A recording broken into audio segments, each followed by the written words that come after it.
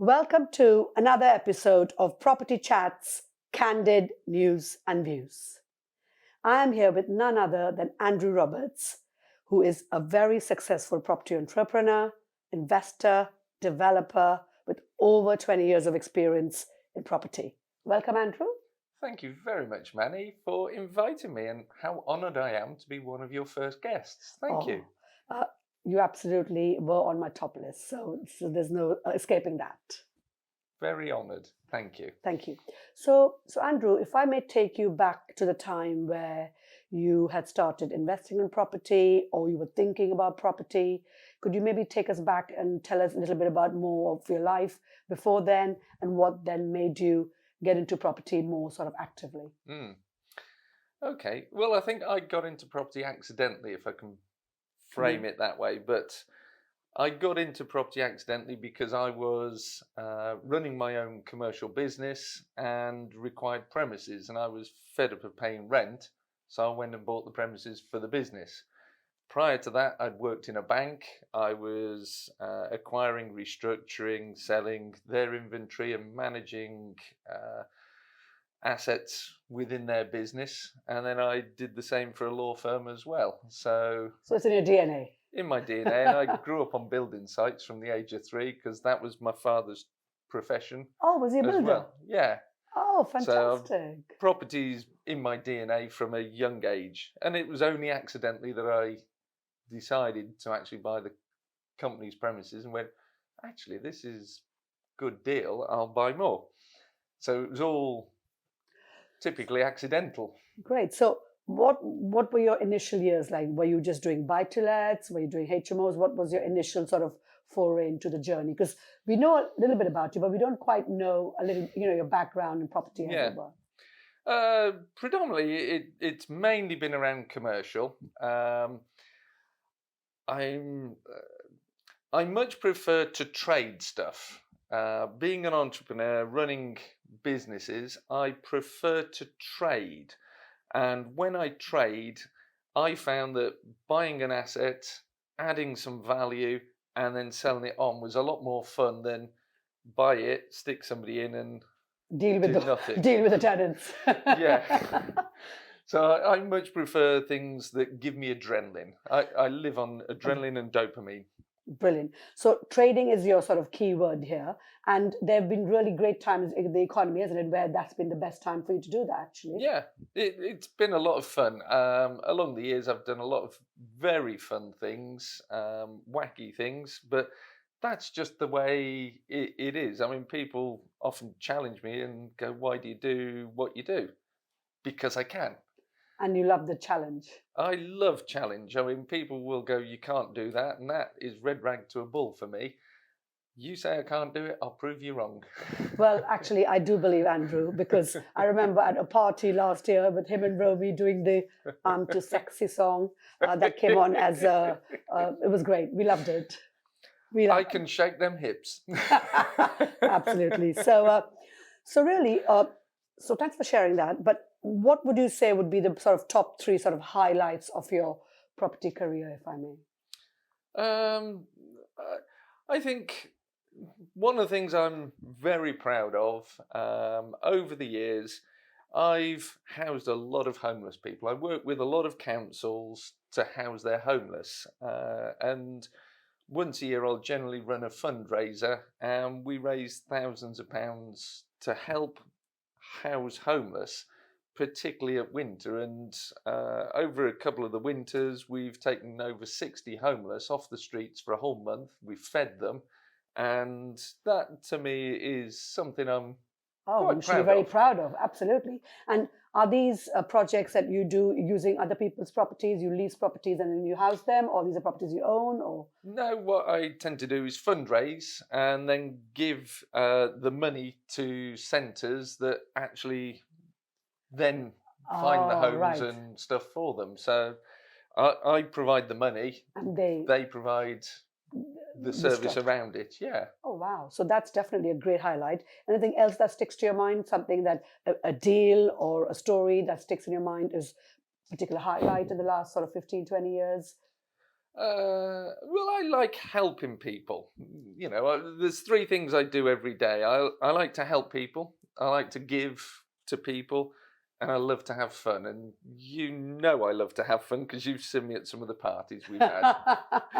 But uh, I I came up with a concept many years ago when I was running my own networking event in the Midlands that lots of people try and succeed in property, but they fail because they're trying to be a solopreneur and they don't have all the skills. You might have somebody who's really great at deal sourcing, but they haven't got a Scooby Doo about how to price or structure the building works or negotiate the finance or whatever. So I found people and I paired them off and supported them in that role. And I had one young lady who was great at finding deals and stuff, but didn't believe things could be done. She was a letting agent at the time, and didn't think anybody would ever do a lease purchase option or a rent to rent or whatever. So I spent my time basically smashing those glass ceilings for her. The first deal she ever did, and she negotiated it herself with my support sat by her side, was a lease purchase option. Second deal she did was a rent to rent. So I made her go through pain barriers to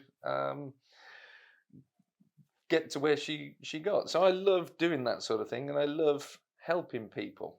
So it's a great place, isn't it? Because you love helping people and you do it through education and enabling them to understand their own capacity and capabilities and helping them grow that way. Absolutely, and it's it's a real joy to sort of see people achieve great things. I mean, yesterday I was in Surrey helping another one of my clients. 18 months ago, he had no property. Now he's got an £18 million portfolio, and that is as a result of smashing his glass ceilings. So, to me, I love pushing people's boundaries, That's pushing their incredible. buttons as well. So really, we do need more people like you, Andrew. And what is the thing that enables you to do this? Because obviously, in the background, you need to have the security of the finance, the funding. So is it your trading businesses that helps you, enables you to, gives you the time to be able to do this and follow your passion? Because Um, obviously, we need money, whether we like it or not. And how do yeah. you then manage that side of things? Yeah, it's a great question. I mean, to me, I just look at every day. I get up when awake. I'm not a 5 a.m. club You know, the person. alarm. I will some days wake at 4 a.m. and start work. Other days I can wake at 10 a.m. and start work. I'll finish when I finish, and often, and you've seen me, it can be gone 2 a.m. in the morning when I finish. Yeah, I'll still wake at 4 a.m. if I'm driven or passionate about whatever is on my desk at that time. I'm I just focus and I'm like a racehorse with a pair of blinkers on and I just go. Love that about you, actually. And so, what would you say was maybe the top three, say, challenges in your last sort of few years, or decisions that you may, on hindsight, have not been the right ones for you, but obviously you learned along the way. Anything that you would may want to share with us? That's a that's a powerful question, that one. I think over the last few years, I've been undergoing a lot of personal challenges, and through those personal challenges, I've learned so much about myself that it's made me better and stronger as a business person and able to give better to other people. So I think that is my most powerful learning that I've had in the whole of my life is has been in the last couple of years. And it's so true. I mean, I follow a few spiritual gurus, and they all talk about happiness is giving back. So I think you've definitely got the right sort of ethos and the mindset here. And I think the more we do for others, it gives you the right sort of Yeah, pleasures. yeah. I just love having fun is my number one thing, and you've been out with me a few times, and you've seen I can be a bit mischievous, and it doesn't matter. I can be in a shop, and I'm mischievous But that's in the a shop. joy, that is, you can't buy that. Actually, you can't buy that. You could be the richest person on earth, but if you're miserable, what's the point, No, right? absolutely. You've got to have fun. Get up every day. Fun that's has the got to question be I was your going to ask number you. one mantra every day. You've got to have fun. You've got to then think, how can I help somebody? And then, how can I make myself and other people happy? And if you do them three things, every day is a peach. That is actually very, very noble of you, Andrew. It's very inspiring as well, actually. So that takes me to the next cheeky question. What gets you out of bed in the morning? And I don't mean it any other way, or I mean it like how I say it. What is it about life that makes you get out of bed every morning? I get out of bed every morning and I have a skip in my step, and I'm just looking for what I can do to have a bit of fun. It really is. And I might be doing a deal, and I'm just looking for how I can, shall we say, bring fun to the business that I'm doing. You know my business partner, Ranjan Bhattacharya. We have so much time that we spend laughing all day long, winding each other up, just having fun doing what we do. And that, to me, it's not work. We might be really pushing the Actually, doing boundaries of other stuff as well, people, yes. but it's not work. If you're enjoying what you're doing, it's not work. And, there's tough days on building sites. If everybody's having a bit of a banter, a bit of fun, it makes the job easy, and challenges become no longer a challenge. If only I could bottle this up and sell it on, I'd be a multi-billionaire today, I think. But sort of honing it back to the questions, really. 2023, doom and gloom. It's literally just negative. Everything in the media is all about negativity. Personally, I've had two projects in the last 2 weeks where they've told us that they can't give us the permitted development or the planning. And on a higher level, if you see Jeremy Hunt, they're all about enterprise, about education. And at the sort of bottom level, at the council level, they just don't want to give you the planning. They don't want you to grow. They don't want you to be successful. I mean, the mindset in Britain is becoming more and more negative. I mean, what would you say? What would be a message to people who are either looking to start out in property in 2023 or maybe looking to grow, a bit too scared to do anything? What are the sort of messages that you would be able to give them to say, look, it's not all doom and gloom out there? Well, I would firstly say, for every winner, there's a loser. Or for every loser, there's a winner. Make that winner you. Your glass is either half full or half empty. We talk about yin and yang. People are talking about 2023 being a year of doom and gloom, as you say. I did a presentation. I'm co-host of the Baker Street Property Yes. Meet. I'll get that one We in can there talk if I about may. no, and you can talk about it at the end, of course. And I did a presentation and took all of the media stuff, then took the data and mapped it, showing consumer confidence, business confidence across the globe and how stuff is all marrying in. And 2023 is the year of opportunity. If you have got the focus, while everyone else is running around chicken licking, the sky's falling in, I'm losing my head, if you keep your calm, this is the time when you are going to make the most money that you will ever make. The best deals are out there now, and people are crying to get rid of stuff because they're listening to the news. One thing I do not do is listen to the news. I have other people filter me information I need to know about the price of a tin of baked beans because the chief exec at Tesco's is having a moan about it. I do not watch the news. I carefully feed into my system information that's critical And to relevant. being successful And in the business. Relevant as well.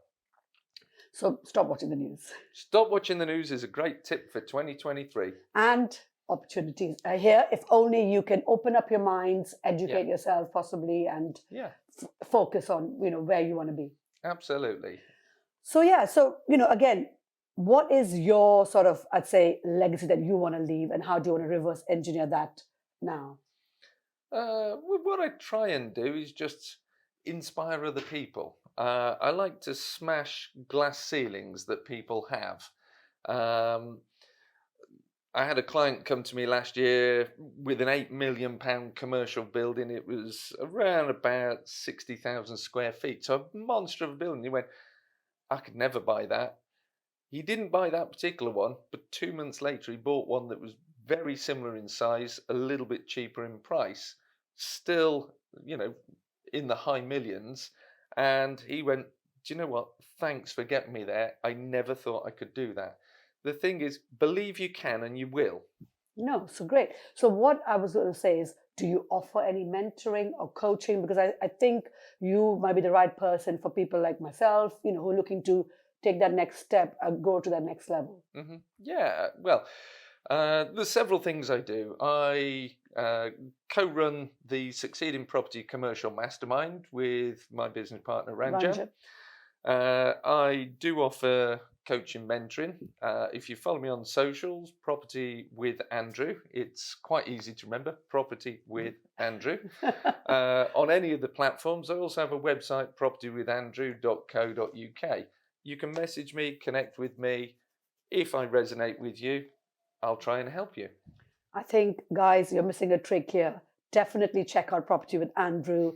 And Andrew is an amazing mentor and an amazing coach. I can say that with personal experience. You've always helped me with my deals, numbers, or whatever it is that I'm struggling with at the time, and made me see something totally different from what I was being able to, with blinkered vision. So anything else that you think you may want to share with the audience that I may have missed out or not asked to?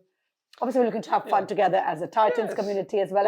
And I must say, I'm really, really very, very blessed to have you and Ranjan in my Titans community. And every single month, you guys come, support us, but also as part of the panel discussions or even as speakers, you give out incredible amount of knowledge and information and learnings, for which we are very, very grateful for. So very, very grateful for you in our community. And tell anything that you might want to share. Well, thank you. I mean, that's very kind. I mean, I come along because you've got a really friendly, vibrant community. I mean, there's a lot of property networking events and people turn up and they'll go for 1 month and then they'll never come back. What I like about yours is there's a core group, 40, 50 people that are there every month. And you're not a small networking event. There's 80 to 100 people every single month coming. You're delivering relevant topics for the audience, and the information, the way you run the panel is great because you get a balanced view from a mortgage broker, from architect, a tax expert, architect or an expert in that particular field, and it's always relevant. So I think you're running a great meeting, Manny. Thank you, Andrew. It has been a pleasure and enjoyed getting to know you a bit better. And so, guys, hope you've enjoyed this chat too and this episode. Do follow us on YouTube. We're going to be bringing out new episodes on a weekly basis. Andrew, thank you once again for your time. Really appreciate it. Thank you very much for inviting me to join you, Manny. Thank you. Thank you.